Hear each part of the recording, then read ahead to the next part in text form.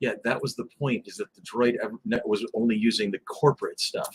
I didn't realize. And never see. That's why I was not using it as often as you would. But that's okay. I like the droid. We can do both. I know. You know, and then we can also do a whole bunch of other ones too, while along the way. But you know what? Right now it's Monday. And it's ice cream time. It's 8 o'clock, and if it's Monday at 8 o'clock, it's Mighty Monkey's Nerd World News, resplendent with chocolate chip cookie dough ice cream. I'm your host, the guy who takes Juno to the vet, makes sure she gets fed, takes her to the bath, takes her on walks, cleans up after her. And with me, as always, is the co-host of the person who she's actually excited to see. Yeah. It's a thing. All right, friends, let's jump into it. There's 4 of you here. Fantastic. Let's see how many more show up. Look at that. It's a bit of a spoiler. But quick note. If you have not seen episode 3 of Obi-Wan series, in case you weren't sure, it's the voice of James Earl Jones as Darth Vader in the series. Now, it's not quite James Earl Jones, though. It is a little bit of AI assistance generating, stuff that he said, his voice patterns, words that he has used. And so James Earl Jones did not show up into a studio to record those lines. So they sampled it. They sampled them. Just like Val Kilmer's voice in Top Gun Maverick. But they did it with James's blessings. And so when the big man is up there, guess what? It's really him. All right. So hi, Peter. Hi, Elizabeth. Hi, Jason. Yes, Peter, it is ice cream. And Elizabeth Rice, we agree with you wholeheartedly. Kenobi has been amazing. And that's a free ad ship right there. So somebody from our business department should probably reach out to Ben and Jerry's and see if they'll sponsor us one of these days.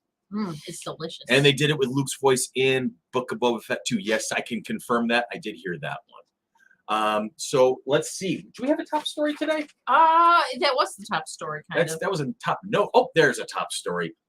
Tom Hiddleston confirms who's returning for Loki season 2.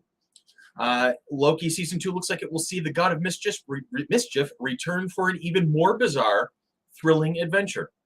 Even more exciting is that Tom Hiddleston. Where are you going? Stop that. I feel guilty eating ice cream. Who cares? It's all part of the family fun here.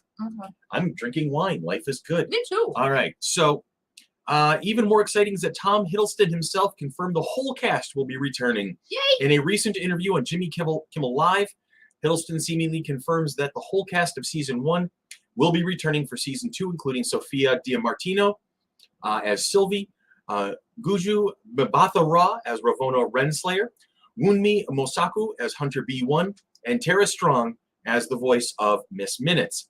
The cast seems to have fantastic chemistry, so why are we going to mess with that, right? And that may be part of the success of the series, particularly between Hiddleston and Owen Wilson, who will be playing Mobius once again, an agent of the TVA. I'll get to that in a moment. All right, Loki season 1 saw Hiddleston's anti-hero traveling through time to help fix the universe's timeline and stop a greater threat after being brought to the mysterious Time Variance Authority, an organization that exists outside of time and space and monitors the sacred timeline. Okay. The series first premiered on Disney Plus last summer, received rave reviews from critics, and became the most watched MCU series. It is also the first Marvel series to have earned a second season. Yes, sir. Now, when will that second season show up? We don't know yet. But as always, as we learn things, we will tell you. Until then, we're all going to have to guess together. All right, what do we got here over on the comment board? Obi-Wan was another good episode. I think they've just been racking them up. I still can't believe I got to watch the first 2 episodes in the same room as the whole cast. Jealous. That's a thing. There's a bid to have Buffalo host NASFIC for 2024. We did hear that. Yep. And really hoping for a second season of Falcon, Captain America, and the Winter Soldier. I believe that's actually in the works. It's just not confirmed, which is why Loki beat him to the punch in that regard, I think. So we're so glad you're here with us today, class. Because what we're going to do is we're going to talk a little business first. So, young lady, lean in. Oh, wait a minute. Wrong button. Chris, what are you doing? You're fired. There we go. Ooh, good. She left to put it down. So I'm gonna go here. Hi. I got the ice cream. I got the ice cream. there are no comics this week because we will actually be doing Comic Chicks from Anne's house on Wednesday. So we'll be opening boxes of comics and seeing what was in the pull list for the week. And I heard that there's a potential surprise guest that might show up behind us while we're comic chicking to potentially work on Legos. No, no. It's your clone. Here's my clone. Did you get poked by a pin? I did. I'm sorry. I was playing with it. I think I fixed it. I Okay. hope I fixed it. But yeah, so that's what we have for this week. So we'll be back with comics next week, but Comic Chicks will be Wednesday. What goes good with chocolate chip ice cream? Is it red or white wine? I have red right now. Yeah, I don't know. But oh, good, you put the ice cream down. Hey, stop. We just got the Mandalorian Starfighter Lego set. That reminded me when Elizabeth said Legos. So Riker got it on Saturday. We ordered it from Best Buy, and he took him less than an hour to put it together. Yeah, it was cool. That's the news. That's everything right there, guys. Take a look. There's the email address that none of you ever use, and the social media. Speaking of social media, if any of you are connected to me on Instagram, my personal account, report it and block it. It got stolen and hacked and stolen last week, and Instagram has done jack and absolute nothing. They didn't even reply to my comments. I have been sending messages to these people, sending help requests submitted to them, and nothing, not even an auto reply saying we're reviewing your complaint. So this guy's just hacked my account, took it over, and he's trying to sell Bitcoin scams. And trucks, right? And trucks, and claiming that he got a new house, and he'll show you how he did it and whatnot. My cousin actually said, "Did you get a new house?" No, I didn't get a new house. So if you have me on Instagram, the I Am Distilts 2, my private Instagram, feel free to report it and block it, and that will be done. And eventually, maybe Instagram will figure it out, but I doubt it. So that's a thing. Peter says Moose Tracks ice cream is good. Yeah, I'm not as into it as some ice creams. I like more like the Ben & Jerry's like chocolate fudge core, stuff like that. But this one's pretty good. And Jack, yeah, that's basically about it. All right, so we're going to put that away. Now we're going into the... We're going to put that away. And I'm going to bring in a friend. Boom! Hi, Dee! Hi. I'm so excited to see you, Dee. It's good to see you guys. All right, we're going to talk about ice cream in a little bit. But first things first, I want to make a comment. The fact that we have to talk about this still boggles the imagination. But Star Trek's William Shatner has a message for toxic Star Wars fans. And this has been a thing lately. The young woman playing the third sister, Reva, Moses Ingram, has been the subject of a lot of really caustic abuse online, flack, from racists. Let's just be honest, from racists. People who are faulting her because of the color of her skin and are not judging her by the quality of her skill set, which I will say is amazing. I would say blanking awesome. Yes. No, you can say it. This is not a family show. There are no people under the age of 18 here at this point. So fucking awesome. There it is. If you're going to say it, go for the gold. Now, Obi-Wan himself, Ewan McGregor, had a post to social media where he basically made it very clear that he supported Moses and all of her efforts and thought her to be a wonderful actress, which she is, and a gorgeous woman to begin with. And then made a point of making a very cutting statement to people who claim to be Star Wars fans. But now even William Shatner is involved. The legendary actor, best known for his role as Captain James T. Kirk in Star Trek, the original series, took to Twitter to repost Obi-Wan Kenobi star's video, where he defended his co-star Moses Ingram from the racist attacks. Shatner replied with one single message for the toxic fans. Toxicity in fandoms needs to go now. And we can't... Exclamation point. With exclamation points. And I mean, he's not wrong. He's not wrong. It doesn't make sense. Let's see what... Oh, and there's Dan. Hi, Dan. Hi, Dan. We love you. Hi, family. Hi, Dan. What's up, Dan Carmen? And let's see what we got here from Elizabeth. I've seen people complaining about young Leia, too. Like, did you people learn nothing from what the prequel cast members went through? Exactly. Seriously. Even the sequel cast members. Yes. Like Kelly Marie Tran. Kelly Marie Tran suffered a lot of that. What is wrong with you people? if you look at these shows and their diverse casts with all these wonderful human beings, wonderfully talented human beings, and you think that is terrible because that person is the wrong color for that or the wrong ethnicity, what is wrong with you? I mean, Dee, you really wanted to step up and bring it in today, so let me not run you over. I want to hear what you have to say about this. I guess, I saw the art. Actually, I saw Ewan McGregor's post on Twitter, and I was baffled. I'm like, really? What does it matter? There is nothing in Star Wars canon that technically says anybody is black, white, brown, Purple, tan, purple. There is nothing that says this character has to be this. So I guess it just boggles my mind that people feel the need to cut people down because, they look different, because it's not who they wanted to. Well, guess what? It's not your money. It wasn't your idea. So it's not your decision to be made. You want to put some money up and make a Star Wars or do your own thing with your own people, then go for it. But to drag people down because you have a problem with it, move along, sunshine, and go bother somebody else. And it's not just, and quite honestly, it's not just in fandoms. It's all over. I mean, I see it. I'm a huge sports fan, and I see it in sports. If you trying to have a discussion online about your sports team, and you think this player is good, but somebody else doesn't, you suck. The player sucks. You're an idiot. You're an asshole. You're stupid. Mm-hmm. The inability to have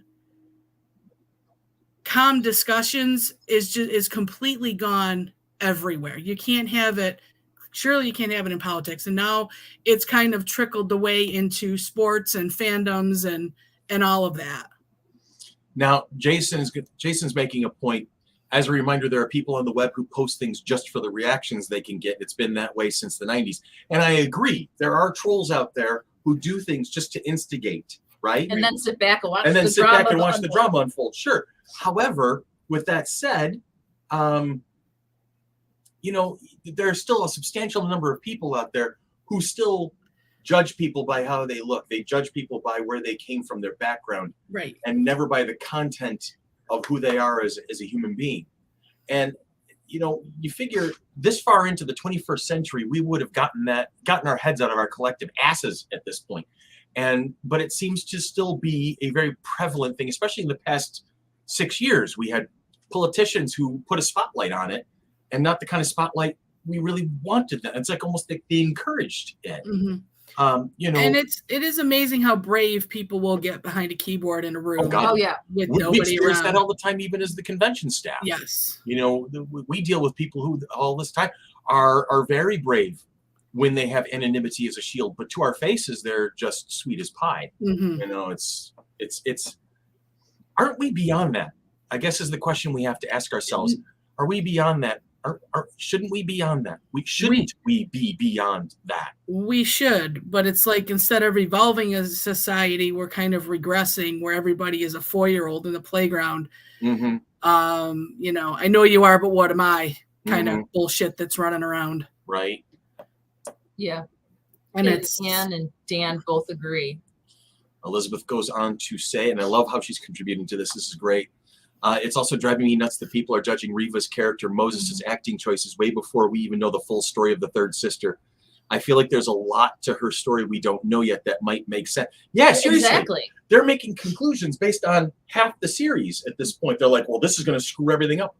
They have 3 more episodes for them to explain a whole bunch of things. Now, I have... Is Kenobi a 6? It's a 6 episode. I have halfway issues through with certain things that have happened in the show, which I'm not going to mention here, that have happened with Reva, the third sister, that just did not make sense.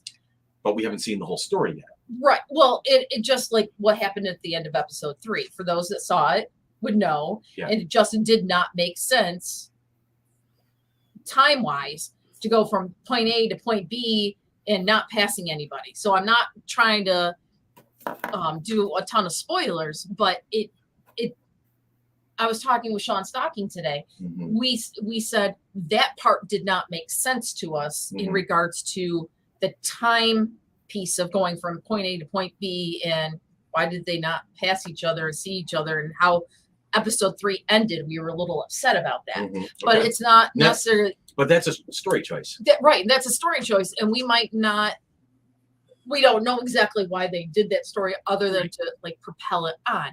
And it's one thing to say, I didn't like how the story went this way, but there must be a reason why. Yeah, hunker in and watch the rest of it. Right. And so, and that's a way to enjoy the fandom Yeah. without necessarily like hating on the actors or hating on the story. And I think the actresses playing Little Leia It's phenomenal. is spot on In for how like sassy and spunky Leia truly is. And it was Luke that was more reserved and whatever that. and whiny. And in my heart of hearts, I would have loved to have seen Carrie Fisher's reaction to the little girl playing her younger self. I mean, that would have been just. Carrie Chris Fisher would be right now flicking everybody Oh off. shoot! That, Yeah, this would be Carrie Fisher's reaction to all the people who are saying negative things about the show at the moment. Seriously. You mentioned Oh my that. I God. saw something today where somebody commented that they're pretty sure Carrie Fisher would be standing on the sidelines, jumping up and down, cheering, going, "That's my girl. That is Leia. that is me as a That is child. me." Because That she's is nailed Little it. Leia. She's nailed the sass. I mean, to have her. Oh my God. To have the wherewithal and the presence of mind at 10 years old to be able to channel that strong personality, to Mhm. master those lines, master the emotions. That little girl's got some I talent. thought she was only 8. I'm hearing 10. Well, Leia is. Let's go with 9. It's in the middle. 10, but But I'm I- hearing the little girl was also 10. I don't know. Somebody will have to look that up for us. Seriously, we can't all be adults. Yeah, no shit there, brother. No shit there. It just mind boggles me that people just can't accept that somebody's got a different opinion or thought process. Mhm. If they do, if you don't like it, then move along instead of cutting people down or Why whatever. can't we just rewrite history and make this go away? Oh wow, would. Here's the thing. I understand what you're saying with that, Peter. I would want to write history the She way is it's. Yeah, she is 10. Okay, so she is 10 years old. I want to write history honestly. I want us to look at who we have been as a people over the centuries, and we don't have to embrace it. We don't have to apologize for it. We have to accept it. Right? We have to understand it so that we can make better decisions going forward. You know, there's that old aphorism: those who do not learn history are doomed to repeat it. And that's what's happening right. Yeah, well, that's what that's what's happening right now. Yeah, no kidding. You know, Sure is. and I you know, we can have how you want to describe it. We can have that debate left, right, and center. You know, you want to call it critical race theory? Fine, do it. Whatever the case may be, I don't care.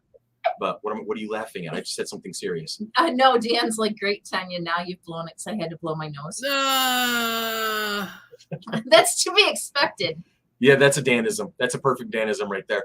Elizabeth goes on to say, "Yeah, I'm like you. If you don't like Reva, fine. But if you can't explain why you dislike her, her actress, without insulting how she looks, then you're a racist."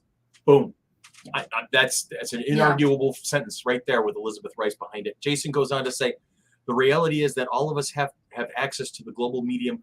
Where each of us can communicate anything without real life repercussions." I bet that most of these people posting this filth aren't even Star Wars fans to begin Or don't with. you, that don't Absolutely. understand the story. Well, they certainly don't qualify as Star Wars No. fans. But here's the thing: is there is Star Wars fandom is toxic.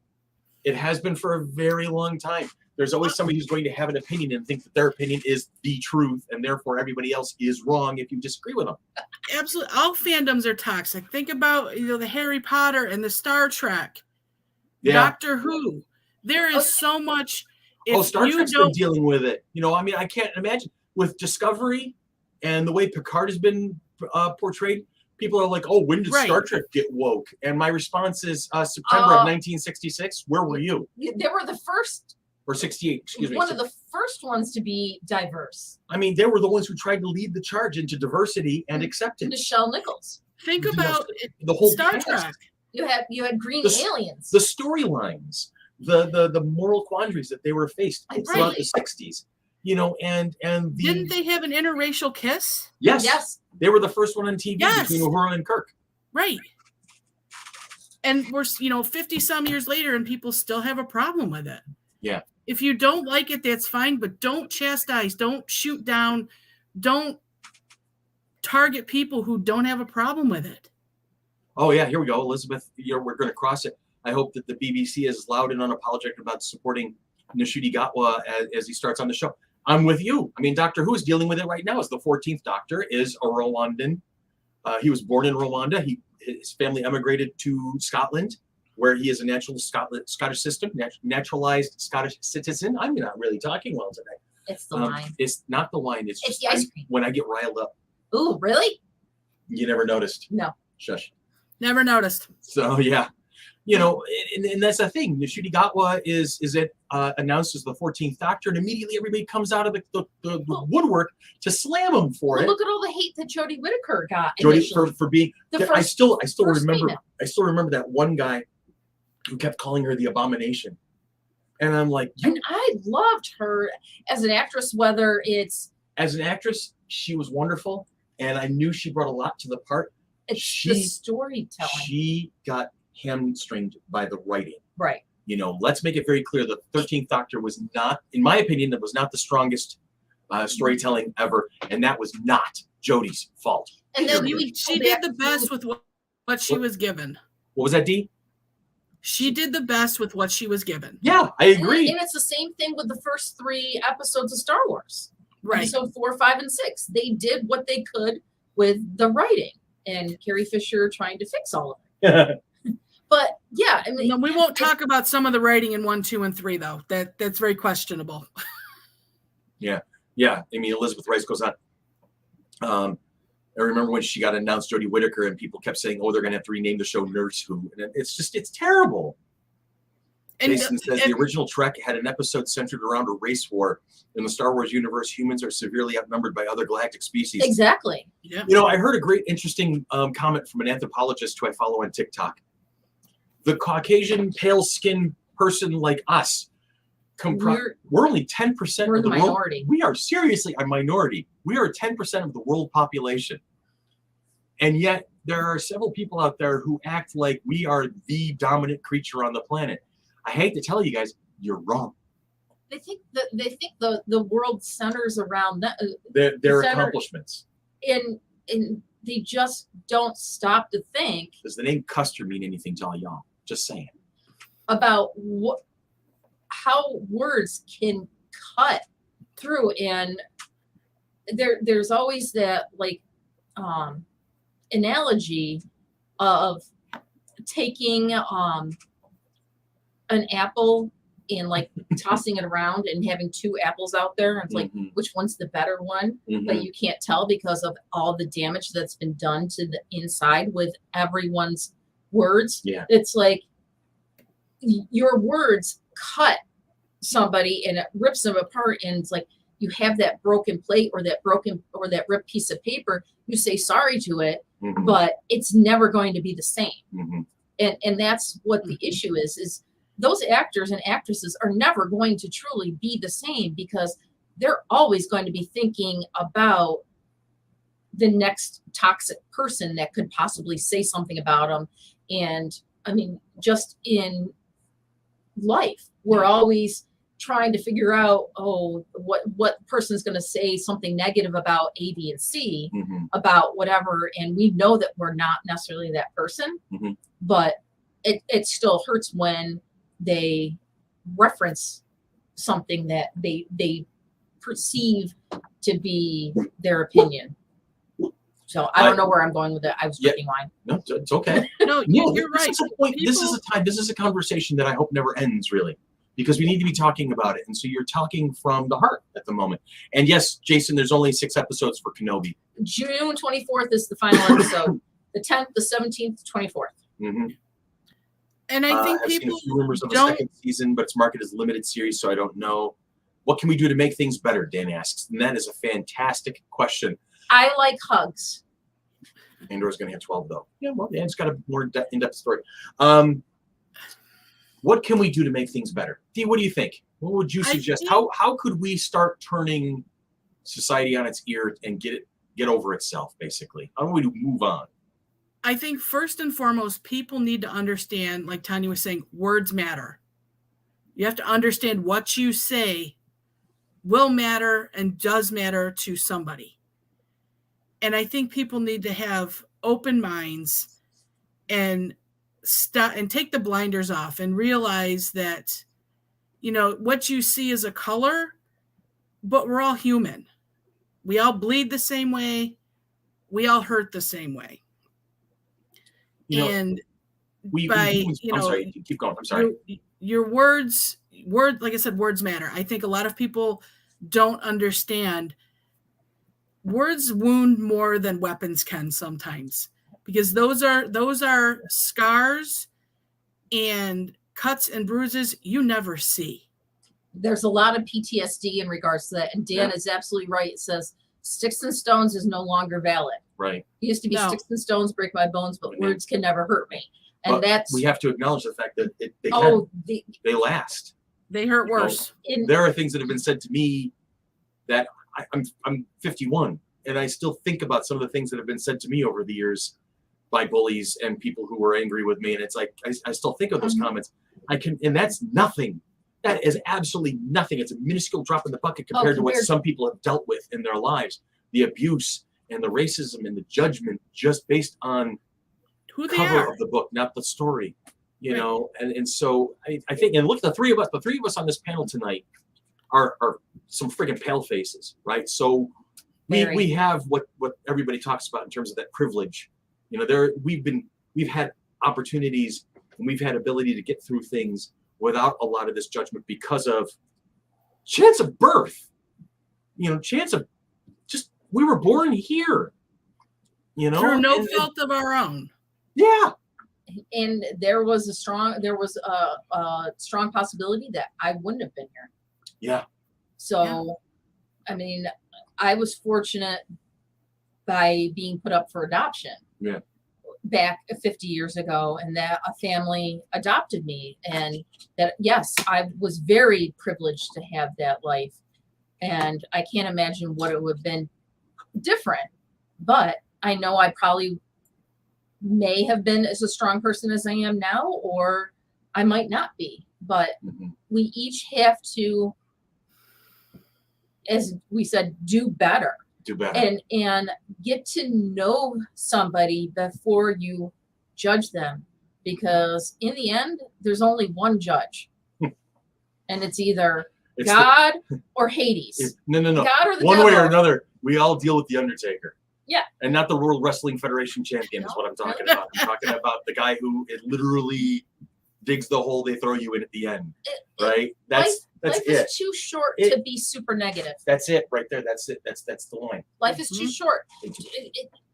Live for today and do better. And listen, and let's be very honest. Some of you out there who think you're part of the master race should take a deep look in the mirror. You don't deserve the title. I've seen some of you specimens, dude, treadmill, just saying. All right. But, as Dan says, listen to others, keep an open mind, really listen, don't judge. We, as human beings, well, let me finish this. Well, yeah, don't be a dick. The Church of the Wandering Dudes. I love Daniel. The first commandment of the Church of the Wandering Dudes, don't be a dick. Don't be a dick. Look, I mean, listen, and this is my last statement, and I'm going to go to Tanya and Dee. Human beings, we love color. We love it in our art. We love it in our cinema. We love it in our landscape and our world around us. We love color. We love infinite color and all of its different takes and its diversity of color. Why do we hate it in skin tone? It makes no sense. It doesn't. To hate somebody because of the way they look makes no sense. You need to do better. Tanya, any last? Well, I'm looking at the shirt that I have on today. It's one of my shirts from BOCES.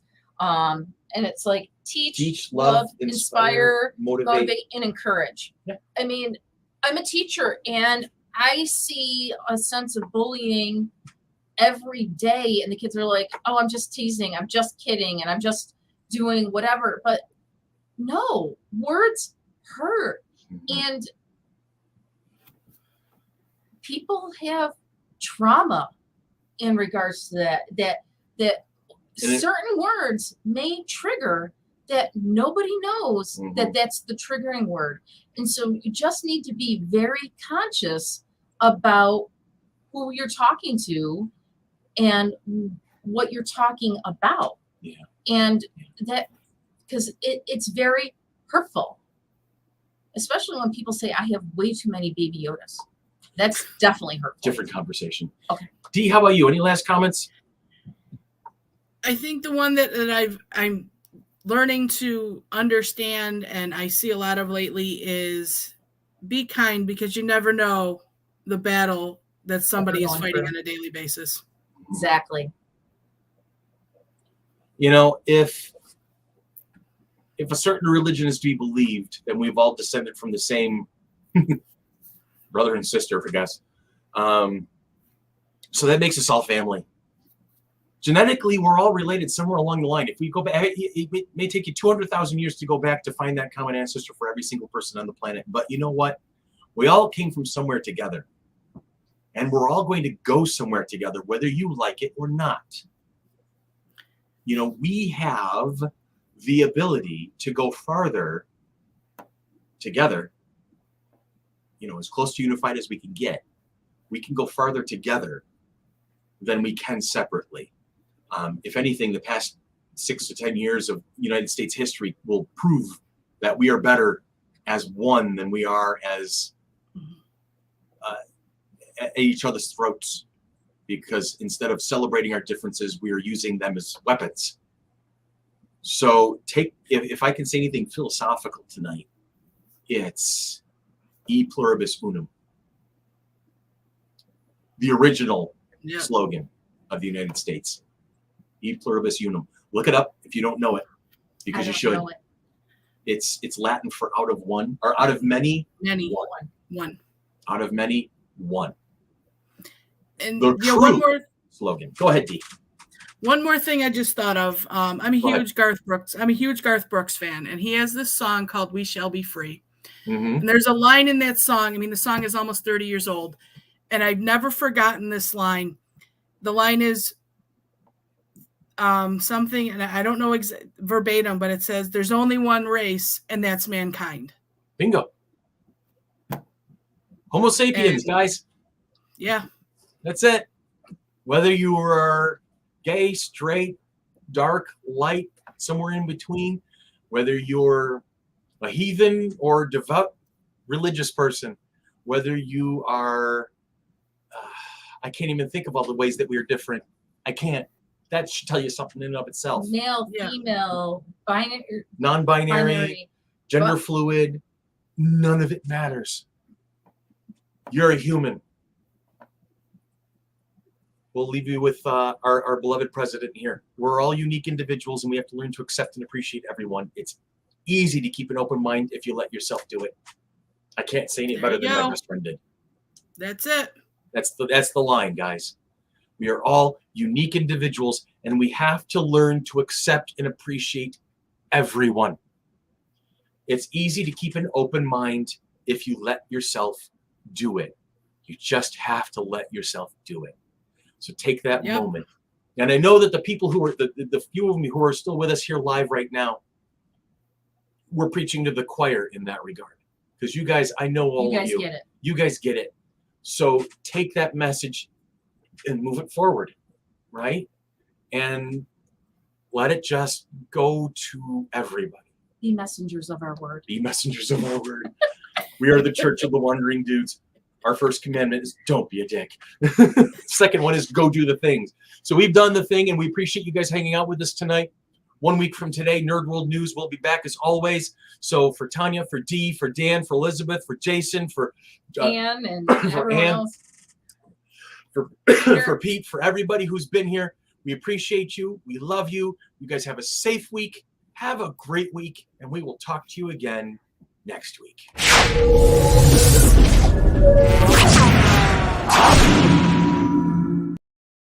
We're going to go bye-bye now.